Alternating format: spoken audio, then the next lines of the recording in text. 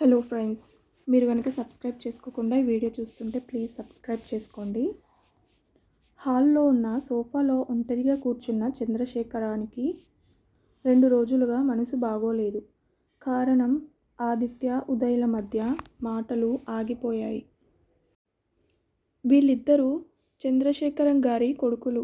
ఆదిత్య పెద్దవాడు, ఉదయ్ అతని కంటే 3 ఏళ్ళు చిన్నవాడు. చదువు ముగించి ఉద్యోగానికి వెళ్తున్నారు. ఆదిత్యకు పెళ్ళి అయింది, ఉదయ్కి ఇంకా పెళ్ళి కాలేదు.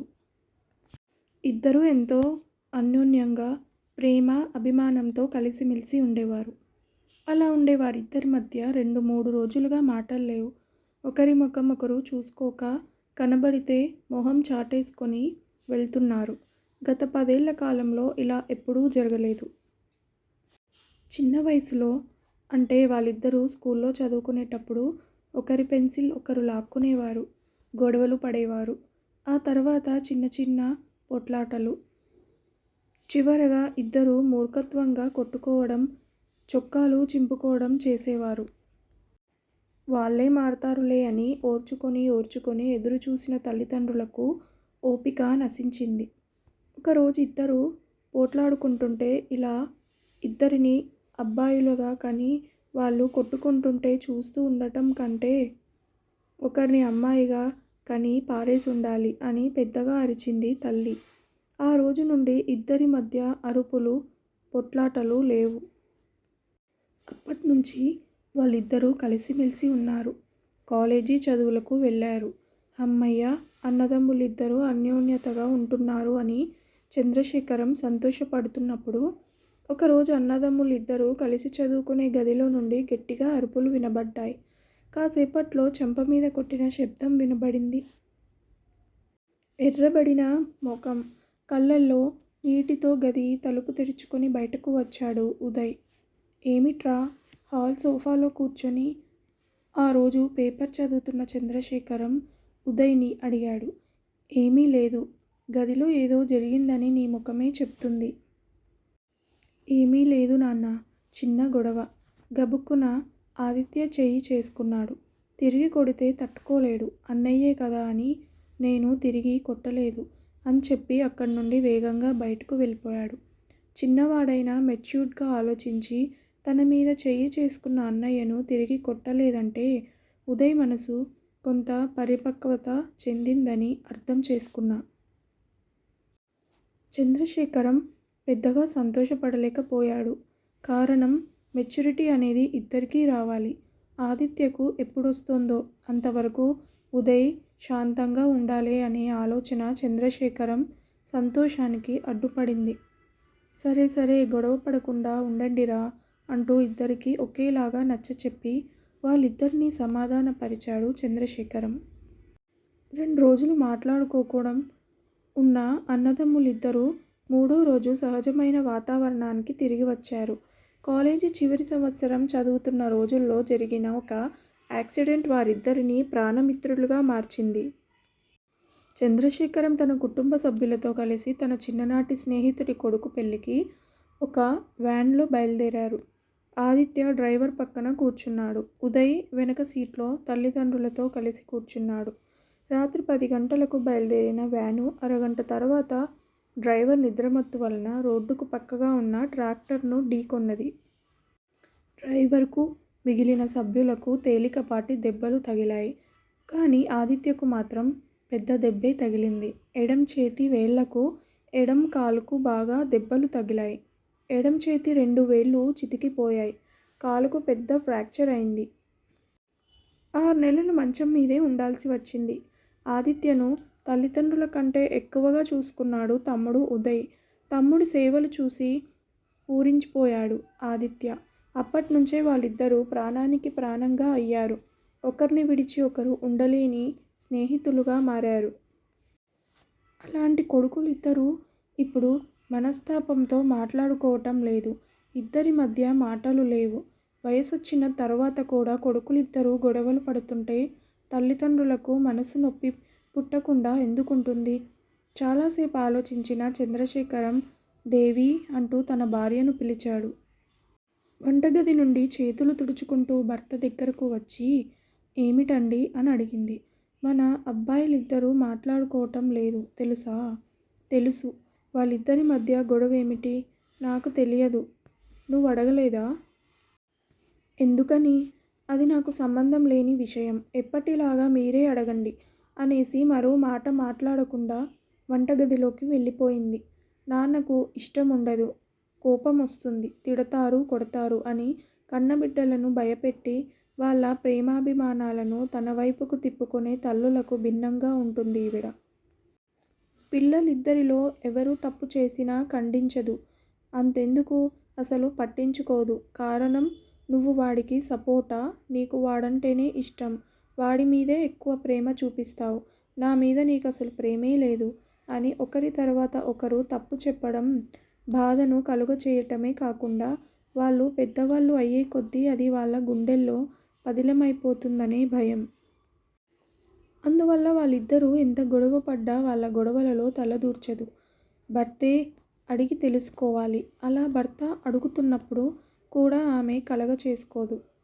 ఆ తర్వాత రోహిణి కోడల్ను పిలిచాడు చంద్రశేఖరం. ఏమిటి మావయ్య? తన గది నుండి వేగంగా వచ్చిన రోహిణి అడిగింది. నీ భర్తకు నీ మరిదికి మధ్య గొడవేమిటో? పోయిన వారం మీరు ఊరికి వెళ్ళినప్పుడు ఇంట్లో అందరం ఒకటిగా కూర్చుని భోజనం చేస్తున్నాం. అప్పుడు ఉదయ్ తన కంచంలోని మామిడి పండును తినేసి ఆయన కంచంలో ఉన్న మామిడి పండును అడిగాడు. ఆయన ఇవ్వను. ఇంత వయసొచ్చినా ఇంకా చిన్నపిల్లాడిలా ఇతరుల కంచాలలో ఉన్నవి అడగడం అసహ్యం అనిపించటం లేదా నీకు అని విసుక్కున్నారు. ఇందులో అసహ్యమేముంది? ఎవరో పరాయి వాళ్ళ కంచంలోది అడగలేదుగా. ఇస్తే ఇవ్వు, ఇవ్వడానికి ఇష్టం లేకపోతే మానేయ్, అంతేకాని పాఠాలు చెప్పకు అంటూ అరిచాడు. కాసేపు మౌనంగా కూర్చున్న ఆయన ఆ తర్వాత ఇందా తిని తగలడు అంటూ తన కంచంలోని మామిడి పండును ఉదయ్ కంచంలోకి విసిరేశారు. అది అన్నం మీద పడి అన్నం చిందింది. ఉదయ్ కంట్లో మెతుకులు పడ్డాయి. ఉదయ్కి కోపం రావడంతో తినడం మానేసి కంచం ముందు నుండి లేచి వెళ్ళిపోయాడు. ఇదే మావయ్య జరిగింది. ఆ రోజు నుండి ఇద్దరికీ మాటలు లేవు. కన్న కూతురులాగా ఇంట్లో జరుగుతున్న తప్పులను తండ్రి దగ్గర అప్పగించినట్లు గడగడా చెప్పింది కోడలు. ఉదయ్కి సారీ చెప్పి సమాధానపరచమని నువ్వు నీ భర్త దగ్గర చెప్పలేదా? అలా చెప్పలేదు మావయ్య. మరింకెలా చెప్పావు? మీ తమ్ముడు కోపంగా ఉన్నాడు, సమాధానపరచండి అని ఆయనతో చెప్పినప్పుడు ఆయన నేను తప్పు చేయలేదు, ఎప్పుడూ లాగానే సరదాగా మాట్లాడి మామిడి పండును వాడి కంచంలో పడేశాను. అది కంచంలోని అన్నం మీద పడి అన్నం చింది కళ్ళల్లో పడుతుందని నేను ఎదురు చూడలేదు. దీన్ని వాడు సాధారణంగా తీసుకొని నాతో మాట్లాడాలే కానీ దానికి విరుద్ధంగా కోపంతో మాట్లాడకుండా ఉండటం సరికాదు. తప్పు వాడిదే అని చెబుతున్నారు మావయ్య. ఉదయ్ దగ్గర మాట్లాడేవా? మీ అన్నయ్య చేసింది తప్పే. దీనికంటే పెద్ద తప్పులు చేసినప్పుడు ఒకరికొకరు క్షమించుకోలేదా? మరిప్పుడెందుకు అంత పట్టుదలగా ఉన్నారు అని చెప్పి సమాధానపరిచినప్పుడు ఉదయ్ నోరు తెరవలేదు. అతని కోపం తీరలేదు. నువ్వైనా ఉదయ్తో సరిగ్గా మాట్లాడుతున్నావా? అయ్యో, నేను మాట్లాడుతున్నాను మావయ్య. అన్నదమ్ములిద్దరి మధ్య నేను కలగ చేసుకోకూడదు. ఇప్పుడు నా భర్తకు సపోర్ట్ కానుగో, ఆయనకు భయపడో నేను ఉదయ్తో మాట్లాడకుండా ఉంటే రాబో రోజుల్లో అది పెద్ద గొడవైపోతుంది. గబుక్కున వాళ్ళిద్దరూ కలిసిపోతే అప్పుడు నేను అతికించలేని అద్దంలాగా ఉండే అవకాశం ఉంది. అందుకని నేను మాట్లాడుతూనే ఉన్నా ఒత్తి చెప్పింది కోడలు. కన్న తల్లి కంటే నువ్వు తెలివిగా ప్రవర్తిస్తున్నావు మంచిదమ్మా. నువ్వెళ్ళి పని చూసుకో. కోడల్ని పంపించాడు చంద్రశేఖరం. అక్కడే కూర్చున్న చంద్రశేఖరాన్ని మళ్ళీ ఆలోచనలు చుట్టుముట్టాయి.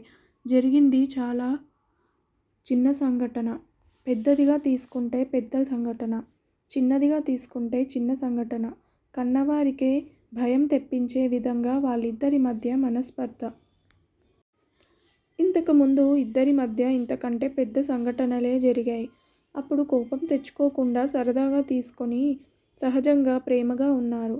అప్పుడంతా రాని కోపం ఇప్పుడు రావడానికి కారణం మనిషి మనసు ఎప్పుడూ ఒకేలాగా ఉండదు అనేది నిజం కనుక. చంద్రశేఖరానికి అర్థమైంది. సరే, దానికోసమో ఈ మౌనం, మాట్లాడుకోకుండా ఉండటం. రోజులు గడుస్తున్న కొద్దీ ఈ మనస్పర్ధ పెద్దదైతే బంధుత్వం విడిపోయే అవకాశం ఉన్నదని ఆలోచన రాగానే సోఫాలో వాలిపోయి తన చిన్న వయసులోకి వెళ్ళారు చంద్రశేఖరం. అన్నయ్య, తమ్ముళ్ళు, అక్కలు, చెల్లెళ్ళు అని చంద్రశేఖరంతో పుట్టినవారు 8 మంది. తల్లిదండ్రులు వాళ్ళే కాకుండా తాతయ్య, బామ్మ. గ్రామంలోనే పెద్ద పెంకుటింట్లో అతి పెద్ద ఉమ్మడి కుటుంబం. పిల్లల మధ్య పోట్లాటలు, గొడవలు రాని రోజే లేదు. అమ్మ, నాన్న, తాతయ్య, బామ్మ అందరూ పిల్లలను సమాధానపరిచేవారు. పిల్లలు ఒకరిని చూసొకరు పోట్లాటలు తగ్గించుకుంటూ ఒకరితో ఒకరు స్నేహంగా ఉండటానికి అలవాటు పడ్డారు.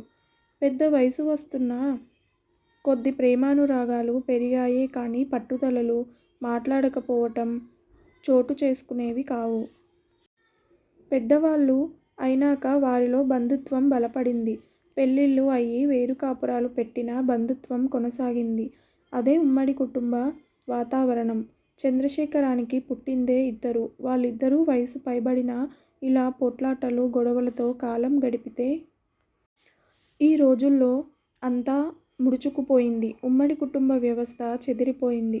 కుటుంబ నియంత్రణ చట్టం ఒత్తిడి లేకుండానే అబ్బాయో, అమ్మాయో ఇద్దరు పిల్లలతో సరిపుచ్చుకుంటున్నారు. ఈ మధ్య కాలంలో ఒక బిడ్డతో ఆపుకోవటమే అత్యుత్తమం అనుకుంటున్నారు. ఆ ఒక్క బిడ్డ తల్లి, తండ్రి ఉద్యోగాల వలన డే కేర్లో పెరుగుతోంది. తర్వాత చదువు, ఉద్యోగం అంటూ కన్నవారితో కలిసుండక బంధుత్వం అంటే ఏమిటి అని అడిగేంత దాకా ప్రపంచం మారిపోయింది. అలా ఉన్నప్పుడు వీళ్ళిద్దరూ ఇలా గొడవలకు నిలబడితే